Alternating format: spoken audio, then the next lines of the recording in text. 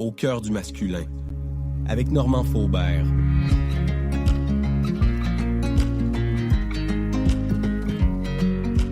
Bienvenue dans ce nouvel épisode du balado au cœur du masculin.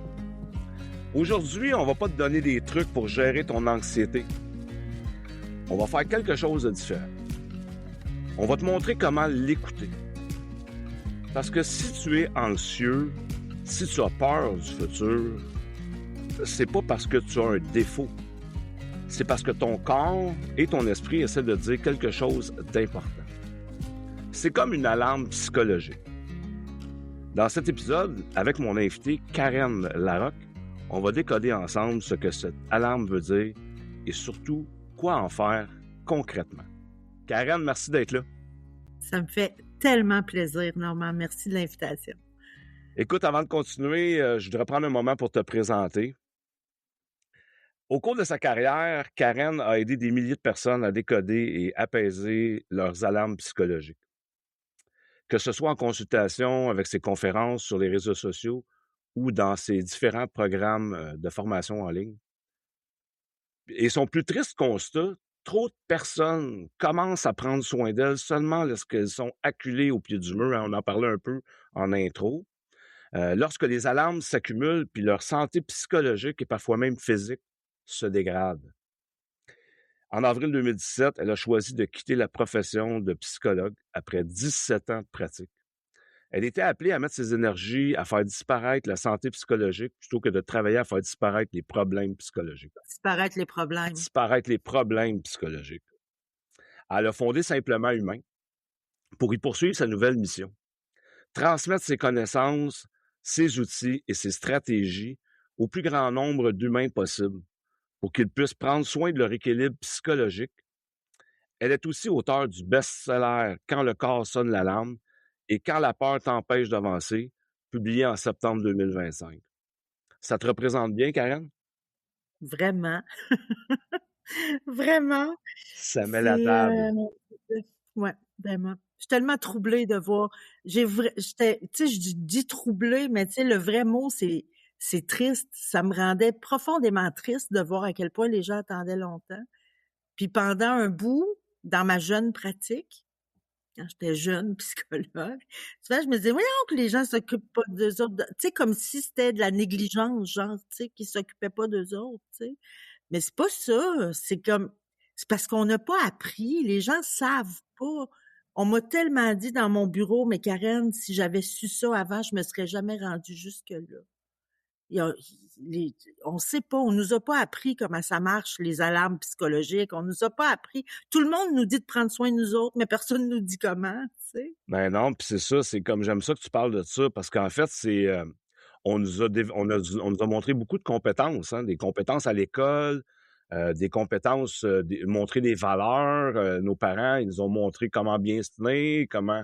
Au niveau des compétences relationnelles, communicationnelles, c'est pas quelque chose qu'on a vraiment développé comme être humain. Puis c'est à ça que tu avais envie de contribuer en rejoignant le plus grand nombre de monde possible. Vraiment, tu sais, ben oui, tu sais, on sait comment faire notre règle de 3, mais on sait pas quoi faire quand on a peur, tu sais. C'est comme ça. Pour moi, ça fait pas de sens, tu sais. Il y a vraiment une éducation de base, là, qu'on devrait tous avoir, là. Tu sais, les émotions, ça sert à quoi?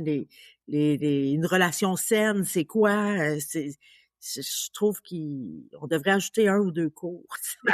Très simple. En attendant que ça se fasse, ben je me dis, c'est ça me dérangeait tellement. Au départ, j'ai fermé mon bureau. Non, au départ, je me suis mis à faire des conférences. Je me suis dit, comme ça, je vais l'enseigner à plus de monde, tu sais. Mais même dans mes conférences, les gens venaient me voir et me disaient, mais Karen, il faudrait que tout le monde sache ça. Fait que là, j'ai fait, OK, là, j'ai fermé mon bureau, puis c'est devenu comme ma mission, là, de transmettre au moins les informations de base sur comment on fonctionne au niveau psychologique, les humains, tu sais. Tu la transmets tellement de façon de main de maître, tu sais, que les gens, dans un plus grand nombre, puissent profiter de ton expérience. Je trouve ça fabuleux, tu sais. J'ai lu ton premier livre, j'en suis au deuxième actuellement, puis c'est vraiment, tu sais, puis on va en parler aujourd'hui, mais tu t'offres des outils concrets, pragmatiques. Je trouve ça le fun. Tu rejoins autant un homme qu'une femme que dans ses difficultés. Fait que, tu sais, Puis, tu sais, aujourd'hui, en fait, le thème, c'était de décoder l'anxiété et les peurs du futur. Je voulais qu'on aborde ça ensemble parce que, puis avant de parler de décodage, j'aimerais comprendre un peu ta vision de base, tu sais, parce que tu as une façon très particulière de parler de l'anxiété. Tu dis souvent que l'anxiété, c'est comme une fièvre psychologique.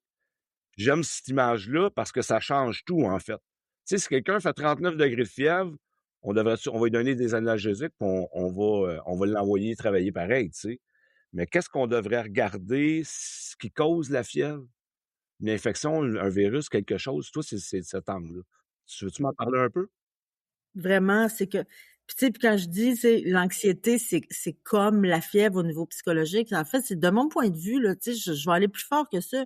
L'anxiété, pour moi, c'est la fièvre psychologique. Mmh. Tu sais, au niveau physique, si je fais de la fièvre, c'est parce que mon corps est en train de combattre quelque chose. C'est parce qu'il y a une infection dans mon corps.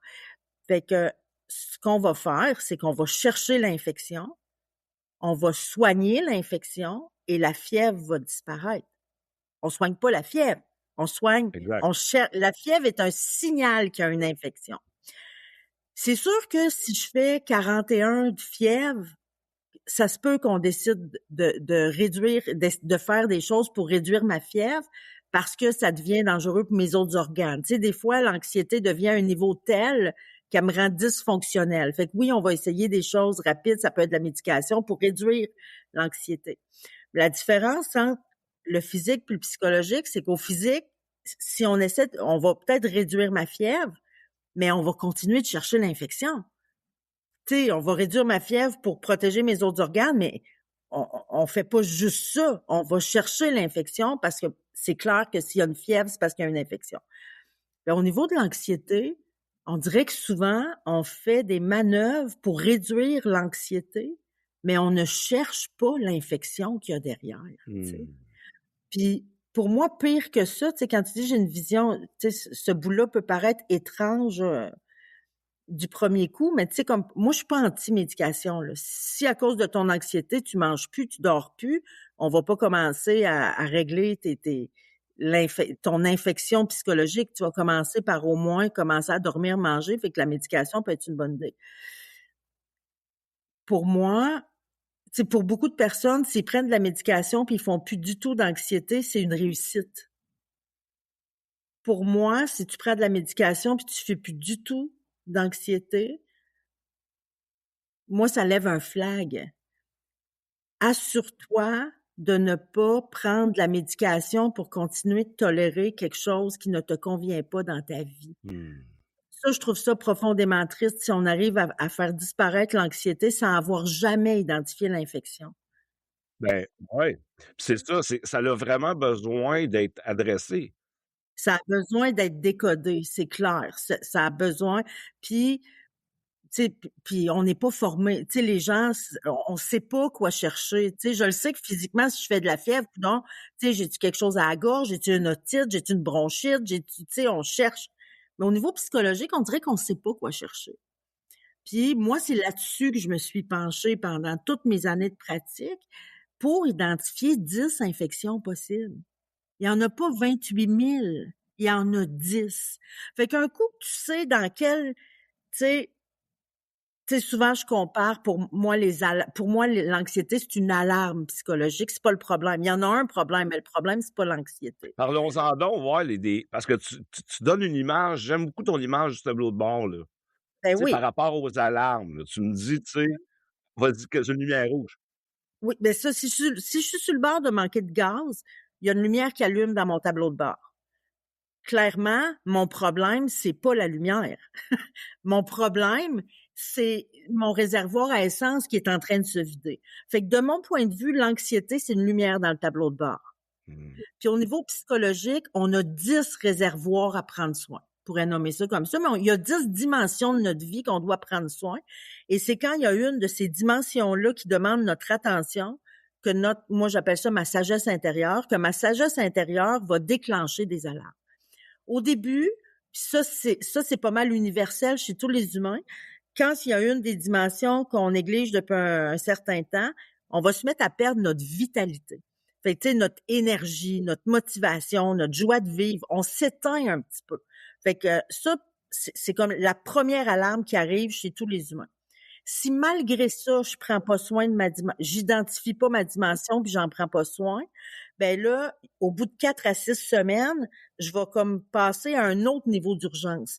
Là, je vais me mettre à avoir des émotions désagréables qui vont s'installer en moi. Pas une émotion qui passe, une émotion qui s'installe. Fait que je vais me mettre à avoir tout le temps un petit fond de peine ou tout le temps un petit fond de colère. Il y en a d'autres, ça va être tout le temps un petit fond de peur. Souvent, ces gens-là vont dire qu'ils sont anxieux.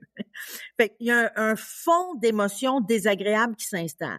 Si malgré ça, je prends pas soin de ma dimension, je l'identifie pas puis j'en prends pas soin, au bout de 4 à 6 semaines, ma sagesse intérieure va hausser le ton. Fait que là, je pourrais me mettre à avoir des tensions physiques. C'est souvent dans le haut du dos que ça se passe. Si au bout de 4 à 6 semaines, j'ai toujours rien fait, je pourrais me mettre à faire de l'insomnie. Fait qu'à toutes les 4 à 6 semaines, il y a une augmentation de l'intensité des symptômes. Puis, il y a une nouvelle alarme qui s'ajoute, tu sais. Puis l'anxiété, de ce que j'ai observé, c'est jamais dans les premiers symptômes. L'anxiété va arriver dans le 6e, 7e, 8e symptôme, après toutes les alarmes. Fait que quand je suis rendue avec de l'anxiété, ça veut dire que ça fait un méchant bout que je néglige cette dimension-là de ma vie. Puis c'est important la première chose à faire, c'est d'identifier c'est laquelle des 10 dimensions parce que, tu sais, admettons que j'ai ma lumière à gaz qui allume dans mon char, même si je vais mettre du lave-vitre, ça va pas éteindre ma lumière. De la même façon que si c'est ma lumière à lave-vitre qui est allumée, si je vais mettre du gaz, ça éteindra pas ma lumière. Fait qu'il faut d'abord identifier c'est quelle dimension. Puis j'ai essayé j'ai fouillé ça pour essayer de voir cette lumière, tu sais, y a-t-il une lumière pour chaque affaire, tu sais? Oui. Parce que là, ça serait simple. Je pourrais faire un dictionnaire puis dire, tu sais, si t'as de la tension dans le dos, c'est cette dimension-là, mais ça marche pas de même. Ce que je vois, c'est que chaque personne a son propre système. Mais j'ai vu que la première alarme, baisse de vitalité, ça, c'est assez généralisé chez les humains. Deuxième alarme, émotion désagréable qui s'installe. Et à partir de la troisième, là, c'est des symptômes, c'est des alarmes. Des fois, les alarmes sont psychologiques. Ça peut être de la déprime, ça peut être de la déprime, ça peut être de l'anxiété, ça peut être de la culpabilité, ça peut être du doute de soi. Des fois, c'est psychologique. Ce que je vois, c'est que chez certaines personnes, les alarmes sont plus cognitives. Difficulté de concentration, difficulté d'attention, des oublis fréquents. Puis chez d'autres, les alarmes sont clairement physiques. Difficulté de digestion, problèmes d'intestin, la peau. Mais je suis pas en train de dire que tous les problèmes physiques sont dus à quelque chose de psychologique, mais une dimension de ma vie que je néglige depuis longtemps peut dégénérer en n'importe quel trouble physique. Ben oui, puis tu sais, quand tu dis que chacun réagit pas pareil aux alarmes, es-tu d'accord avec moi pour dire qu'il peut y avoir, justement, en lien avec l'histoire de vie, ce qu'on a dans notre sac à dos, ça peut devenir également des facteurs aggravants où ce que les symptômes vont s'aggraver plus rapidement par rapport à nos blessures émotionnelles, tu sais, par rapport à ce qu'on a vécu? Ben, en fait, c'est que une des 10 dimensions, puis on pourra les nommer les dimensions, là, tu sais, c'est pas un secret, là, tu sais, moi, je veux que tout le monde sache ça. Mais il y a une des 10 dimensions qui est soigner mes blessures. Fait qu'une blessure pas soignée, ça va s'infecter et ça va déclencher la séquence d'alarme. Fait que c'est sûr que quelqu'un qui a vécu plus de blessures que quelqu'un d'autre pourrait avoir des alarmes reliées à ça s'il n'a pas soigné ses blessures. Ben oui. Mais si tu soignes tes blessures, elles vont se taire, les alarmes. Puis ça m'amène aussi avec ça aussi, c'est propre, tu sais, dans ma façon de voir l'anxiété, moi, je crois pas qu'il faut apprendre à vivre avec notre anxiété. Moi, je crois que si quelqu'un subit de l'anxiété, il doit identifier la dimension de sa vie qui est négligée depuis trop longtemps, en prendre soin et l'anxiété va diminuer jusqu'à disparaître complètement. Je suis profondément convaincue de ça. J'ai accompagné plein de gens dans cette démarche-là. J'ai été témoin de plein de gens qui ont soigné la dimension derrière puis qui ont vu l'anxiété disparaître. Est-ce que l'anxiété va revenir? Ben, tu sais, ma lumière à gaz est allumée, je vais mettre du gaz à s'éteindre. Est-ce qu'elle va rallumer? Ben oui, elle va rallumer si je renéglige d'aller mettre du gaz dans mon char, tu sais. Tout à fait. c'est ça ma lumière, tu sais, fait que mais ça donne tellement de pouvoir quand tu comprends comment ça fonctionne, tu sais. Puis on peut pas, tu sais, admettons que, je sais pas, tu sais, Jacques faisait de l'anxiété, il a identifié qu'une des 10 dimensions. Tu vois, là, je vais en dévoiler une deuxième. Tantôt, j'ai nommé les blessures. Une dimension, c'est de respecter nos limites. Quand on dépasse nos limites, ça déclenche les alarmes. Fait que là, il réalise que c'est dans ce temps-là qu'il se met à faire de l'anxiété. Fait qu'il se met à travailler à respecter ses limites, prendre soin de ses limites. Puis quand il réussit à prendre soin de ses limites, tu sais, il voit que tabarouette fait, tu sais, il est presque plus jamais aux prises avec de l'anxiété. Fait qu'il pourrait rencontrer quelqu'un d'autre puis dirait, tu fais de l'anxiété, faut que tu respectes tes limites parce que ça marche pas de même. Tu sais, quand je dis tantôt d'une personne ou l'autre, pas pareil. Ça se peut que moi, dans mon char, ma lumière à gaz est rouge puis ma lumière à la vitre est jaune. Mais ça se peut que dans ton char à toi, la lumière à gaz, elle est verte. Fait que je peux pas te dire, hey, ta lumière rouge est allumée, fais ça. Ça dépend de ton char à toi. Puis notre char, ben, c'est ça. Ça dépend de plein d'affaires. Ça dépend de notre génétique. Ça dépend de notre histoire. Ça dépend de notre style de personnalité. Fait que chaque personne a à faire la job de détective. Puis en fait, j'aurais le goût de te demander aussi, parce que ce que je rencontre dans ma pratique, les gens ont souvent tendance à mélanger les peurs puis l'anxiété. Ah oui. Oui, mais ça, moi, t'es pas dans la mienne aussi. Chez nous aussi, ça faisait ça. Puis Parle-moi c'est drôle donc parce de que ça. Pourquoi que les gens, ils mélangent les peurs puis l'anxiété?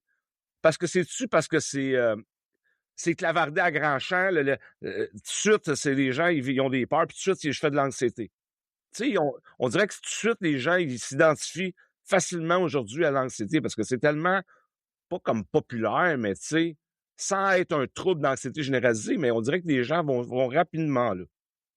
ouais, faudrait se demander à qui ça paye, là, ça. Ouais. Ça, tu sais, bon, je rentrerai pas là, mais C'est le mais de un, tu sais, on a beaucoup pathologisé, je sais même pas si ça Oui, se dit, les émotions. oui, Tu sais, il y a des gens, quand ils sont tristes, ils vont dire qu'ils sont déprimés. oui. On relie ça à une pathologie rapidement. Oui, il y en a qui sont en colère, ils vont dire qu'ils sont violents. Ouais. Il y en a qui ont peur, ils vont dire qu'ils sont anxieux. Mais, tu sais, je donne une conférence sur l'anxiété, puis qui s'appelle d'ailleurs quand l'anxiété est une fièvre, quelle est donc l'infection?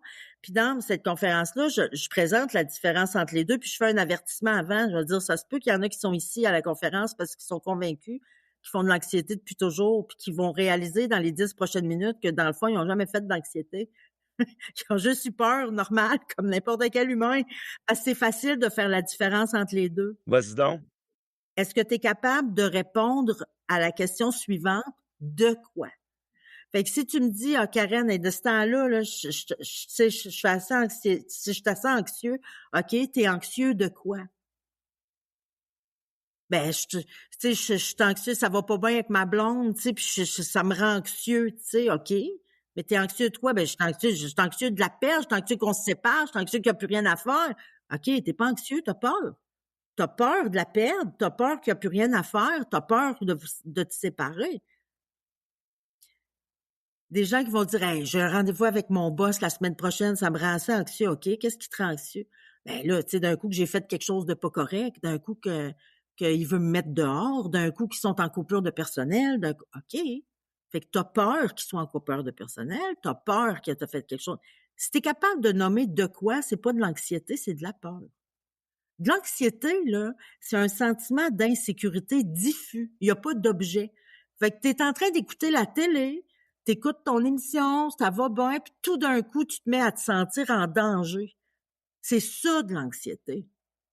J'aime ça que tu amènes ça, tu sais. J'aime ça que tu amènes ça. Puis l'angle, tu sais, je suis toujours, moi, c'est comme, j'aime ça parce que je m'adresse à la psychologue, tu sais. Tu sais. Ouais, l'ex-psychologue. L'ex-psychologue, tu sais, mais en même temps, tu dirais-tu que, tu sais, l'insécurité, ça a besoin d'être apaisé. Comme Mhm. une balloune qui a besoin d'être dégonflée. Parce que si tu reviens dans la réalité, exemple, tu es insécure de la peur du futur, tu reviens dans la réalité, tu te donnes des ancrages. C'est quoi la réalité? Tu sais, c'est ça. L'anxiété, on dirait que je vois ça un peu comme ça aussi. C'est une balloune qui gonfle parce que c'est entretenu par des peurs. Ben, en fait, c'est OK, si on le prend de cet angle-là, c'est entretenu par des peurs devant lesquelles je n'agis pas. Mhm. Ben oui. Tu sais, la peur est là pour te dire, tu sais, quand j'ai peur, c'est pour me dire, Karen, il y a un risque. Je vois un risque à l'horizon. Et si j'identifie pas le risque, et si je n'agis pas sur ce risque-là pour me protéger, ça c'est une graine d'anxiété. Ça va semer une graine d'anxiété, puis éventuellement, ma peur pourrait devenir de l'anxiété. Fait que quand j'ai peur, là, tu sais, il y a plein de choses qui fait peur aux humains. L'inconnu fait peur aux humains, la nouveauté fait peur aux humains, les défis font peur aux humains. Puis ça fait peur à tous les humains, là. C'est pas un problème, c'est pas de l'immaturité, c'est normal que ça fasse peur.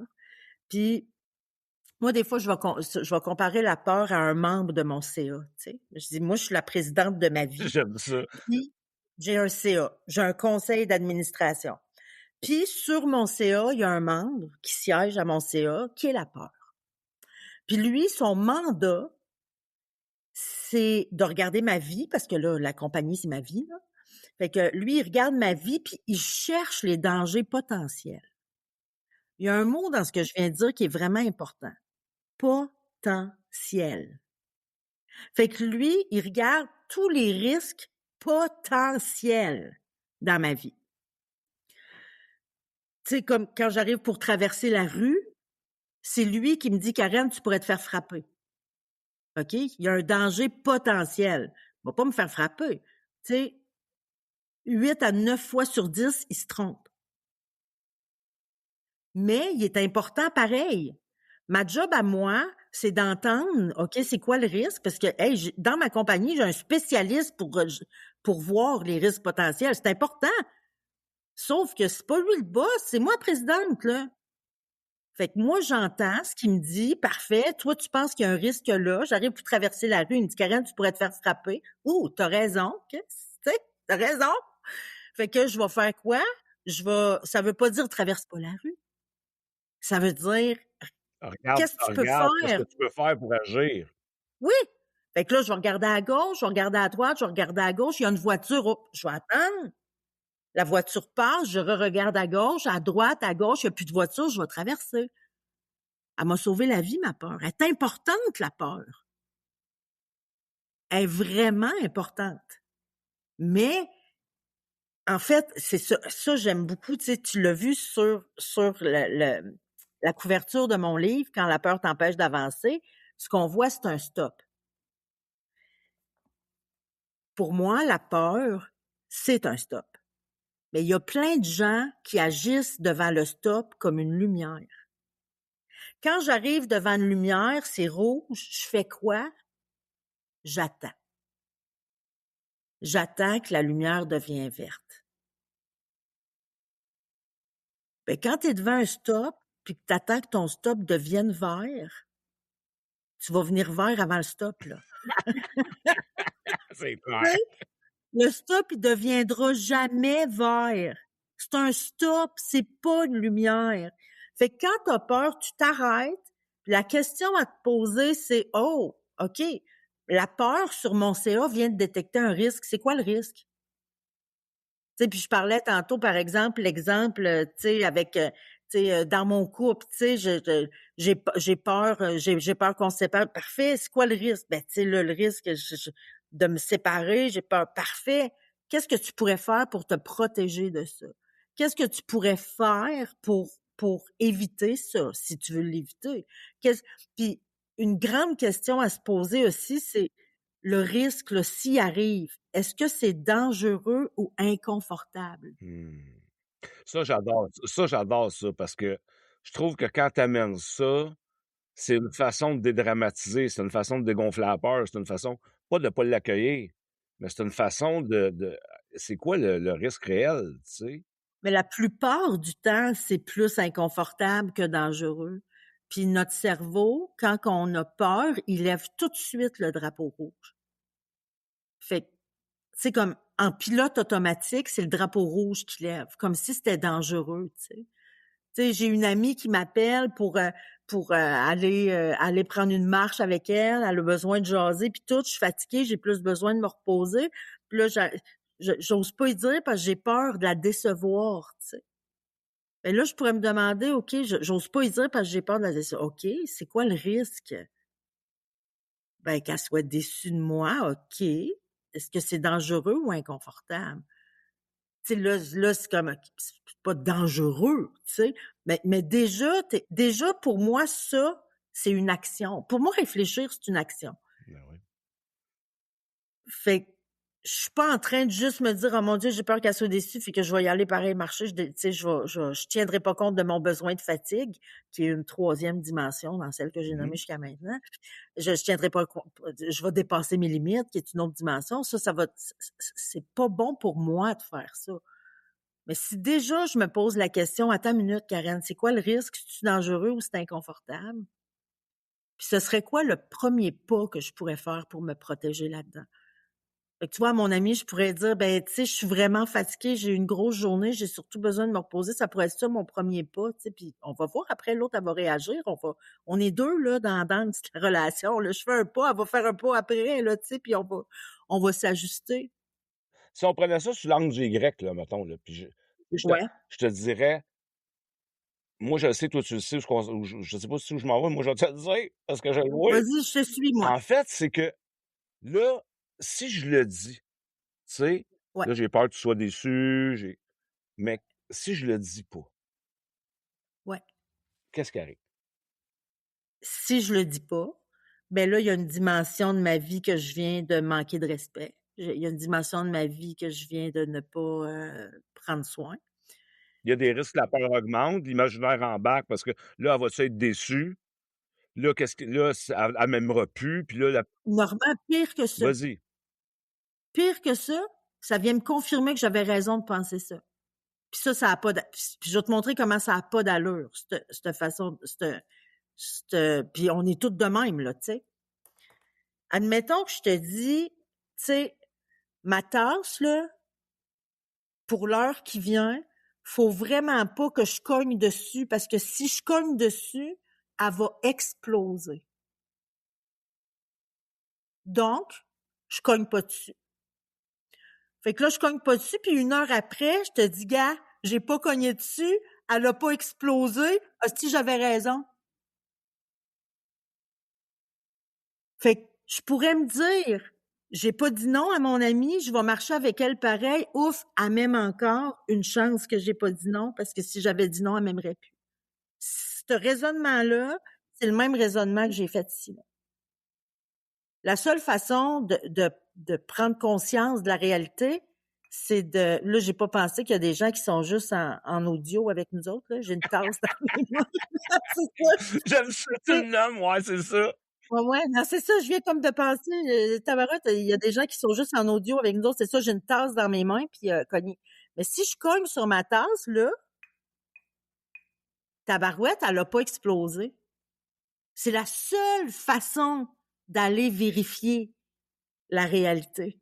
Tandis que si j'avais pas cogné, je pourrais utiliser ça pour continuer cette croyance-là qui est fausse.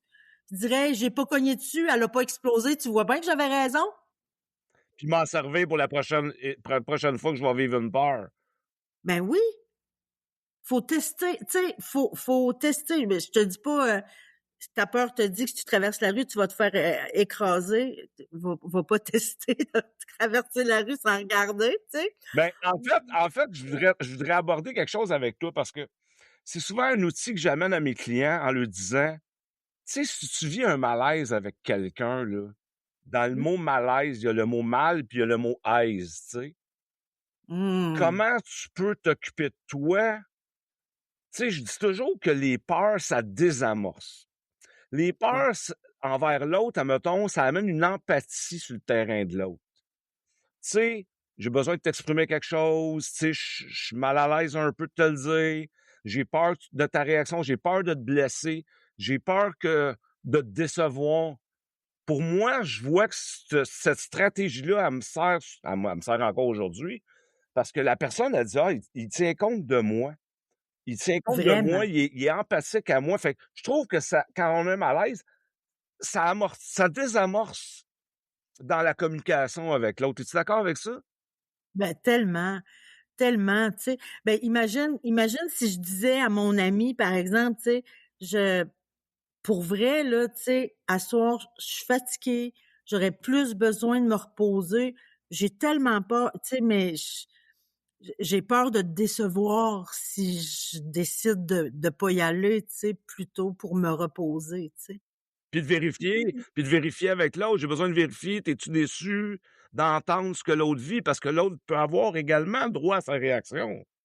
Ben oui, mais tu sais, dans une relation saine avec quelqu'un qui m'aime puis qui tient à moi, c'est important d'avoir le droit de se décevoir en relation. Puis je sais que moi, si j'ai une amie qui me disait ça, ma réponse ce serait ben oui, je suis déçue. Je suis déçue parce que j'avais vraiment envie de te voir. Mmh. Fait que je suis déçue de pas te voir, mais je veux tellement que tu te respectes. Tu sais, pour moi, puis je sais comment tu peux facilement dépasser tes limites, fait que non, non, non, tu sais, on ira marcher une autre fois. Je suis déçue, mais je suis super contente que tu te respectes. Mmh. Quelqu'un qui m'aime va Un tenir humain compte de vitamine. un humain vitamine, ouais. Je dis quelqu'un qui m'aime, je devrais plutôt dire quelqu'un qui me considère. Ouais. Quelqu'un qui me considère, puis de dire en fait, c'est quand on se met à dire non, là, qu'on on va se mettre à décevoir autour de nous, tu sais. Ça vient avec, tu sais. La déception, c'est je suis déçue quand il se passe pas ce que j'aurais voulu qu'il se passe. Et quand quelqu'un me demande quelque chose, c'est parce qu'il voudrait quelque chose. Si j'ai dit non, il se passe pas ce qu'il aurait voulu. Fait qu'il va être déçu. Mais en relation, moi, je pense que ben, je suis profondément convaincue que c'est sain de se décevoir en relation. Si on déçoit jamais en relation, c'est parce qu'on est soumis à la volonté de l'autre. Puis ça, c'est pas sain. Attends, si je m'en allais avec ça, si je te déçois. Ah, c'est ça. C'est quand je vais commencer à dire non, nécessairement, je vais décevoir des gens. Puis souvent, les gens ont peur de perdre des liens. Si tu n'as jamais dit non dans ta vie et tu commences à dire non, je prédis que tu vas perdre des liens. Tu vas perdre des liens. Tu vas perdre des liens. Tu vas perdre tous les gens qui t'utilisent. De mon point de vue à moi, c'est une bonne nouvelle. Mmh. Mais c'est un bout désagréable à passer dans sa vie. De constater qui nous utilise, tu sais. Que mon amie, même si elle sait que je suis fatiguée, même si elle sait que j'aurais besoin de me reposer, elle s'en fout. Elle veut que j'aille marcher avec elle, fait qu'elle s'en fout de ma fatigue, elle s'en fout. Il y a des gens qui ont pas de considération pour les autres ou il y en a qui ont de la considération pour du monde, mais pas pour moi, par exemple, tu sais. C'est une relation plus utilitaire. Fait que c'est sûr que la seconde où je vais commencer à dire non dans ma vie, malgré ma peur de décevoir, malgré ma peur de perdre, ben ça va faire un ménage dans ma vie. Ça va mettre au grand jour les relations utilitaires, les gens qui m'utilisent. Puis oui, je risque de perdre ces relations-là. Mais pour moi, Tu te perdras pas, toi. ah ben non. Et là, la différence dans apprendre à m'aimer assez Ouais, pour accepter de perdre. ouais. Parce que la seule façon de pas perdre un lien utilitaire, c'est de se soumettre à la volonté de l'autre. À partir du moment où je me soumets à ta volonté, où je suis au service de tes besoins plutôt que des miens, où je suis au service de tes rêves plutôt que des miens, où je suis au service de... ça va... Je vais clairement me perdre. Là. À partir du moment où j'ai plus accès à... où je respecte plus, où je repousse mes émotions, à partir du moment où j'ignore mes besoins, je me perds. Là. Puis, parlons-en donc des besoins. J'aimerais ça qu'on aborde ce sujet-là. Ouais, Je vais t'amener peut-être un peu sous l'angle des besoins au masculin. ouais, Ce que j'observe dans ma pratique avec mes clients, c'est que l'homme est beaucoup dans s'occuper des besoins des autres. mmh, Tu sais, puis je constate que ça développe pas son autonomie affective.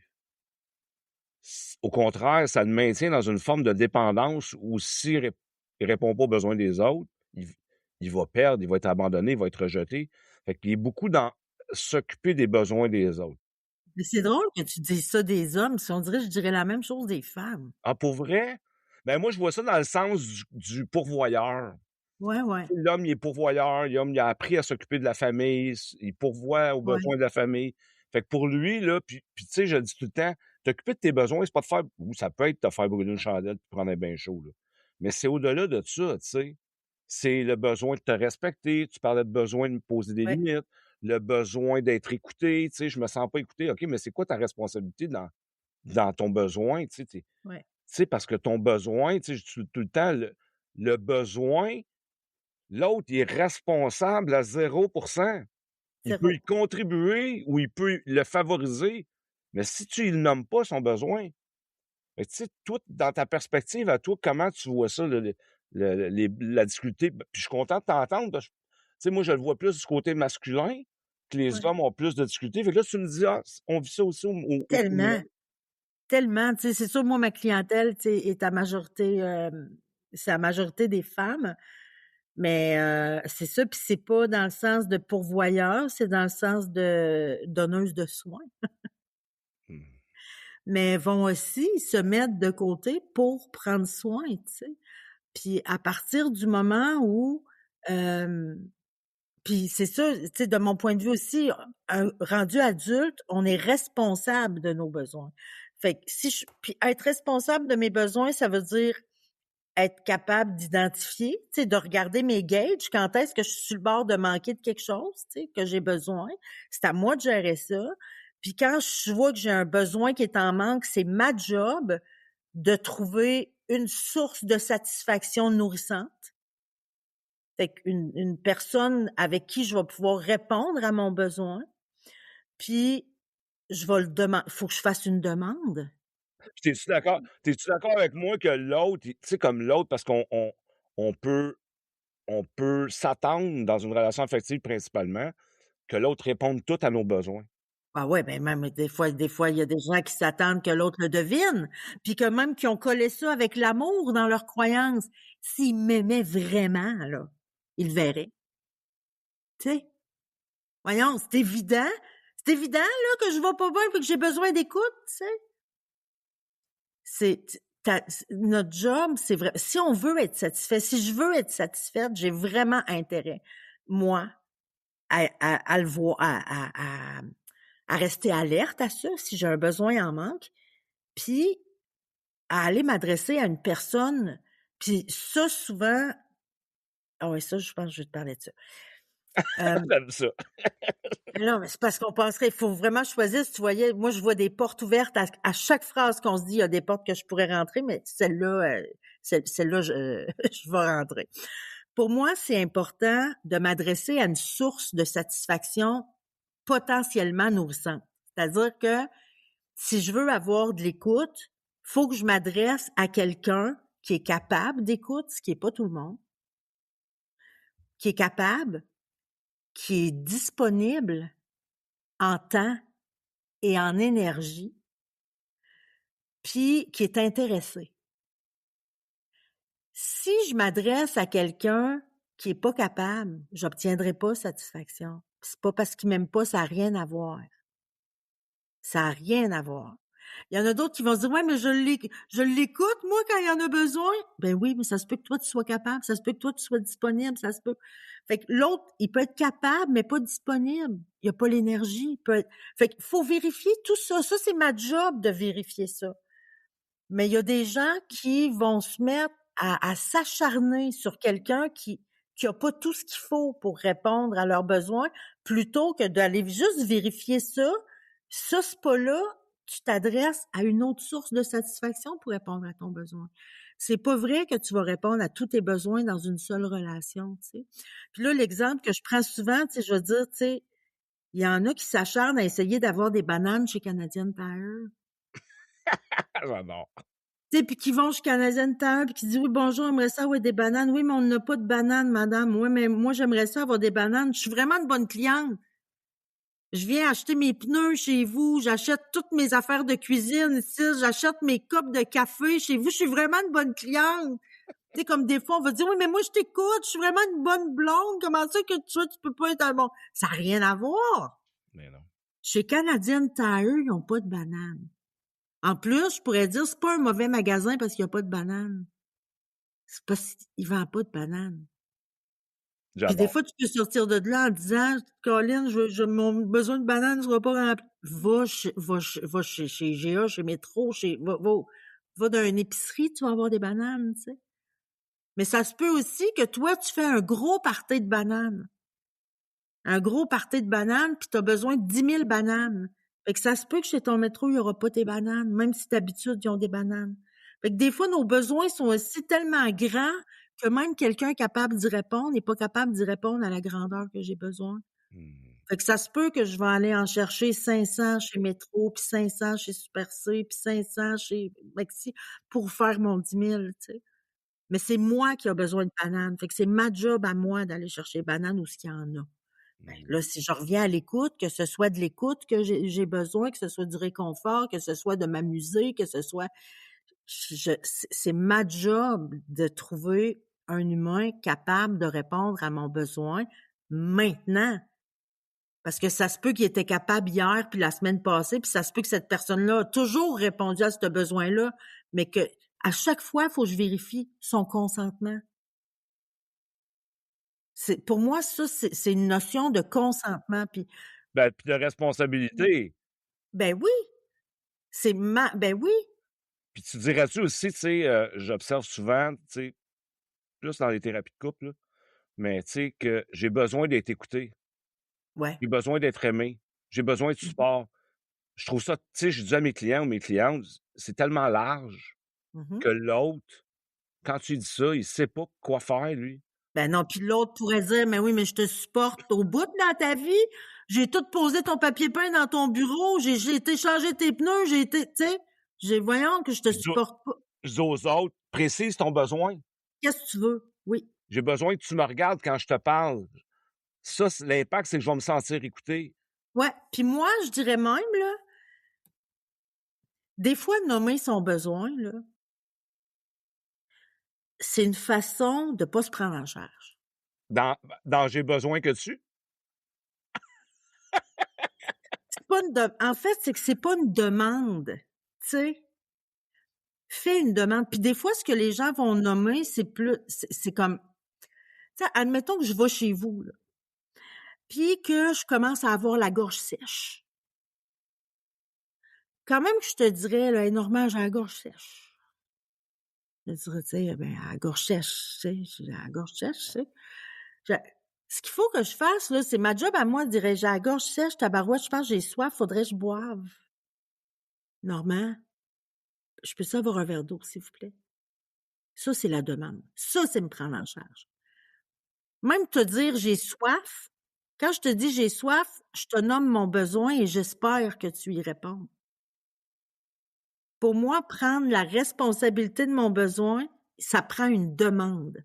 C'est pas juste de nommer mon besoin, c'est pas juste de nommer mon émotion, c'est vraiment de faire une demande. Puis tu pourrais même commencer, tu sais, si quelqu'un qui n'a pas l'habitude de faire des demandes, tu sais, tu peux tout demander. Commence la phrase. Admettons, je me dis, oh mon Dieu, j'ai besoin d'écoute. OK? OK. Serais-tu d'accord pour? Commence par ça. Fait que c'est quoi je pourrais dire à l'autre? C'est sûr que les reproches, ça marche pas. Tu m'écoutes pas. Tu me regardes pas. T'es jamais là. Non. Commence ta phrase par serais-tu d'accord pour? Ça, là, pour moi, c'est une formule qui va t'amener à faire une demande, qui inclut le consentement. Parce que serais-tu d'accord pour, ça met aussi la possibilité que ça se peut que t'es pas d'accord. Puis t'as le droit. Puis ça permet à l'autre de savoir s'il est disponible, tu sais. Ça laisse de l'espace à Ben l'autre. ouais. Ça laisse de l'espace à l'autre pour voir s'il est d'accord pour, tu sais. Puis la question qu'on devrait se poser quand quelqu'un nous adresse un besoin, ce que je dois me demander, c'est est-ce que je suis capable? Est-ce que je suis intéressée? Est-ce que je suis disponible en temps et en énergie? Si je réponds pas à ces 4 critères-là, j'ai intérêt à dire non. Pas juste pour moi, mais aussi pour l'autre. Toi, Normand, tu as besoin d'écoute. Tu es en train de vivre quelque chose, tu as besoin d'écoute. Tu m'appelles. Si j'accepte de t'écouter sans en avoir l'énergie, tu n'auras pas l'écoute que tu mérites. Si j'accepte de t'écouter et que j'en ai pas le temps, tu n'auras pas l'écoute que tu mérites. Si j'accepte de t'écouter puis que je suis pas capable d'écoute, tu n'auras pas l'écoute que tu mérites. Puis si je suis pas intéressée à ce que tu vas me parler non plus, tu n'auras pas l'écoute. Fait que si je t'aime, je suis mieux de te dire non. Mhm. Pour que tu perds pas ton temps dans un rayon à chercher des bananes. Puis que tu puisses rapidement te diriger ailleurs. Mais pour ça, il faut qu'on soit tous les deux d'accord avec le fait qu'on n'est pas obligé de répondre à tous nos besoins. Puis ça n'a rien à voir avec l'importance qu'on a l'un pour l'autre. Si je réponds pas à ton besoin, c'est pas parce que c'est pas important pour moi. Si je réponds pas, c'est parce que je suis pas capable, je suis pas intéressée ou je suis pas disponible. Puis je t'aime assez pour vouloir que tu reçoives une écoute de qualité. Et moi, pour l'instant, j'ai pas ça à offrir. Fait que faut t'imaginer si le gérant à qui je demande des bananes, il me disait oui, tu vas trouver ça dans le fond du magasin, puis qu'il sait qu'il n'y en a pas. Parce qu'il a peur que je sois déçue. Il veut pas me perdre comme cliente parce que tu comprends bien que j'achète mes pneus, là, j'achète mon café, là, il veut pas me perdre comme cliente. Fait qu'il va me dire, ah oui, des bananes, tu vas en trouver dans le fond là-bas, mais qu'il n'y en a pas de petites bananes. Ben non. Puis tu dirais-tu parce que puis tu dirais-tu justement, tu reviens sur les peurs. Ouais, Ce que j'observe souvent, c'est que c'est les peurs qui maintiennent l'insatisfaction des besoins. Les gens sont pris vas-y dans des donc. fonctionnements défensifs, de Ouais, refoulement, d'évitement, de non-dit, de peu ouais, importe, mais ça les empêche, tu sais, justement, tu parlais de la peur de décevoir, tu sais, j'ai peur de te décevoir, mais tu sais, si ouais. j'existe avec mes peurs, je donne l'importance. Mais tu sais, en parlant des peurs, tu sais que c'est quoi qui fait que les gens sont pas capables de soit de les identifier, de les accueillir, de les nommer, parce qu'il y a un travail en amont à faire. Tu sais, je sais que ça passe par la connaissance de soi, mais toi, tu vois ça comment? Tu sais, le rapport aux peurs, parce que c'est un peu ça qu'on voulait parler. Puis Ben, ils savent pas quoi faire. c'est ça, hein? Ils savent pas. T'as peur, tu sais, dans notre esprit, peur égale danger, là. Ça a un rapport avec le vocabulaire émotif, des fois. Tu sais, les gens sont pas capables de mettre des mots parce qu'ils savent pas c'est quoi, sont pas à l'écoute d'eux-mêmes, sont pas assez sensibles à eux. Ben, je pense qu'il y a beaucoup la fausse croyance que si t'as peur, c'est parce que c'est dangereux, fait que tu vas pas là. OK. Tu sais, fait que j'ai peur de le décevoir, fait que si je te déçois, je vais te perdre, fait que je vais pas là. Puis on arrête la réflexion là. Puis on s'occupe pas de notre besoin. Ben non, mais je peux pas, parce que je vais te perdre. La peur devient plus grande que le besoin. Ouais, ouais. On accorde plus, ouais, c'est comme si on accordait plus d'importance à la peur qu'au besoin. Tu sais, je veux traverser la rue, j'ai peur de me faire frapper, mais ce que je veux, c'est aller l'autre bord. Ce que je veux, c'est aller l'autre bord. Je me souviens, il y a une thérapeute, il y a plusieurs années qui m'avait donné un truc que j'utilise encore, je le donne à mes auditeurs. C'est comme elle m'avait dit, tu sais, elle dit: «C'est pareil comme si tu es sur une planche de bungee. Tu prends ta peur par la main, tu prends ton besoin de l'autre, puis tu sautes. Ouais. Tu peux plus revenir en arrière. Mais tu sais, tu fais avec ta peur pour t'occuper de Oui, tes besoins. Tu fais ouais. avec». Faut tenir compte des 2. Faut tenir compte des 2 parce que à partir du moment, mais tu sais, si je reviens, je reviens, je fais la boucle, je reviens aux alarmes. C'est sûr que si ma peur m'amène à ignorer un besoin, si ma peur m'amène à dépasser mes limites, si ma peur m'amène à tolérer quelque chose qui va contre mes valeurs, si ma peine m'amène à mettre un rêve ou un projet de côté, si ma peur m'amène à repousser une émotion, je vais déclencher la séquence d'alarme. Je vais perdre en vitalité. Émotions désagréables vont s'installer. Puis après ça, les alarmes vont se mettre à s'installer puis à s'accumuler. À toutes les 4 à 6 semaines, il va y avoir une nouvelle alarme. Puis ce qui est ce qui est plein d'espoir, tu sais, en mon sens, pour les alarmes. Parce que quelqu'un pourrait dire: «Ouais, mais Karen, moi, je suis rendue à la 12e alarme, je pense, tellement ça fait longtemps que je dépasse mes limites». Ta sagesse intérieure, elle déclenche les alarmes, pas pour que tu règles le problème, pour que tu t'en occupes.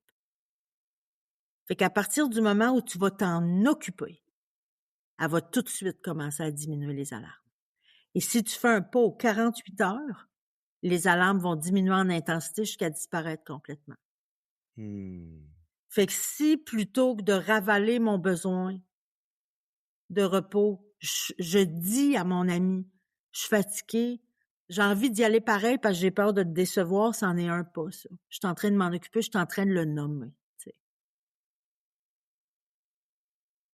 Fait que je pense que le grand ré j'aime beaucoup ton image de je suis là, sur une planche de bungee avec, oui, ma peur, mais je vais sauter avec mon émotion, avec mon besoin, avec ma limite, avec ma valeur, avec mon rêve, puis let's go, on saute, mais faut tenir compte des 2, tu sais.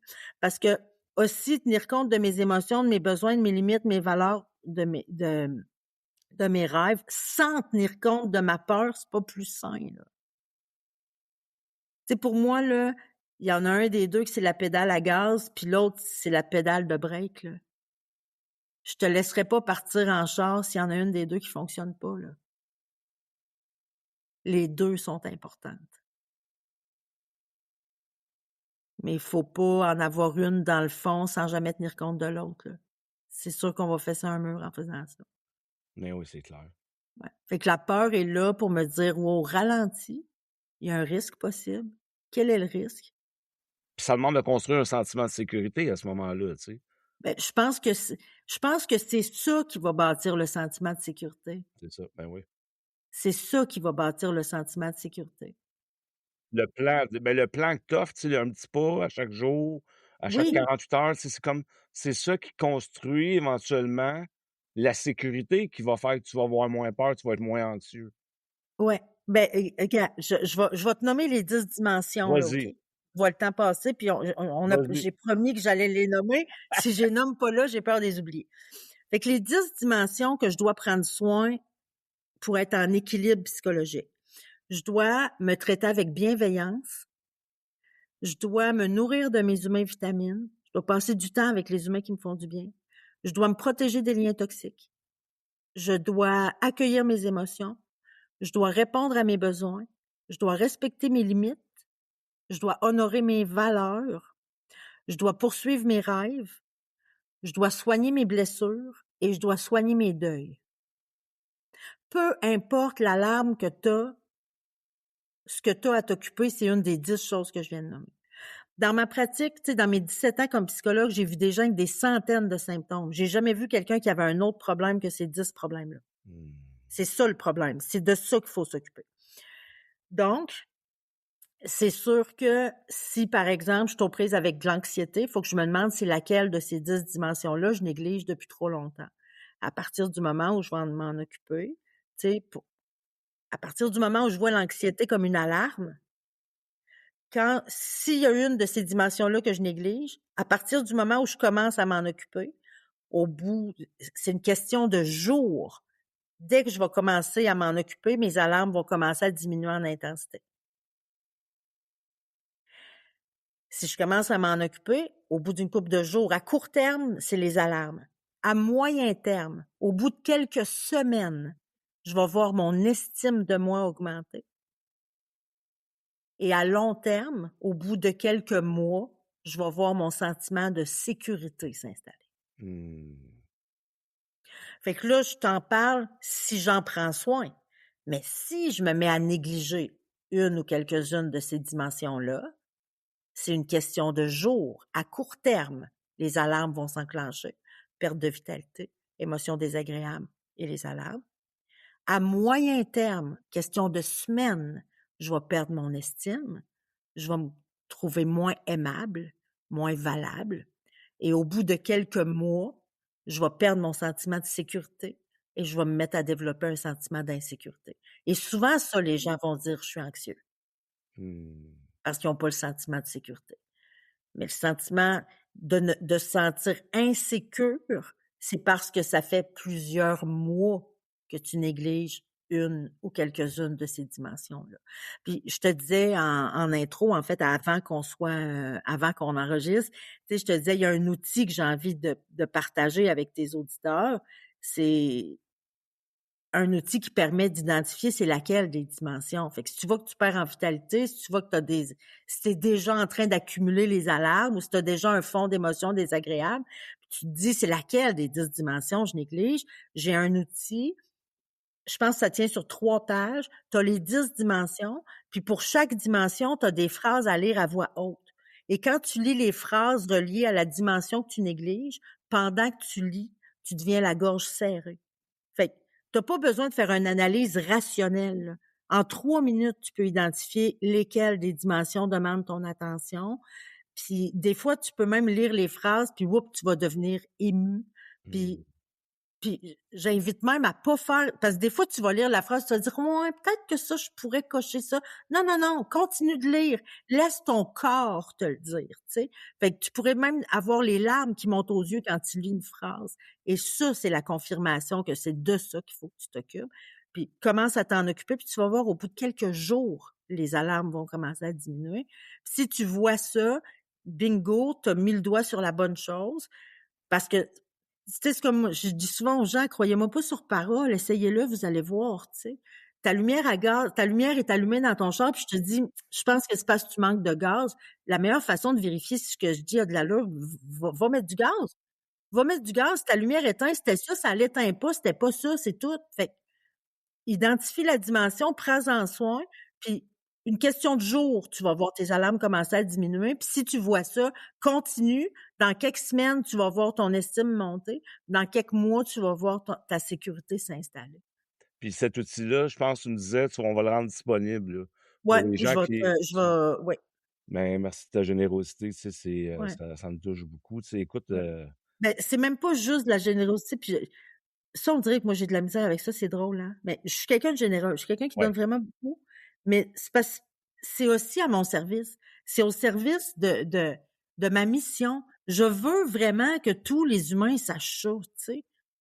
Fait que ça, puis ça, c'est un bout qui est dans mon livre. Tu sais, des fois, il y a des gens qui disent, ouais, mais tu sais, tu devrais vendre ton livre à la place. Gars, ce bout-là de mon livre, là, c'est sûr que si mon approche t'intéresse, va chercher le livre, tu vas trouver, il y a de plus, il y a un mode d'emploi pour chaque dimension, puis tout. Mais tabarouette, t'as une alarme.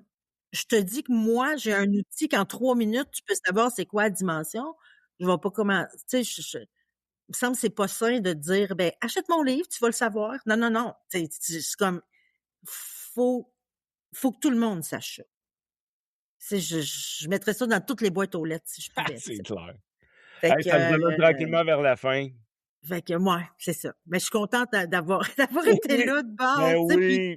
merci Normand de l'opportunité d'aller toucher, tu sais, plein d'humains que je connais pas, qui me connaissent pas, à qui je peux venir transmettre cet outil-là, puis si ça peut servir à mettre de la lumière sur la route de quelques-uns, c'est ça, ma job est faite.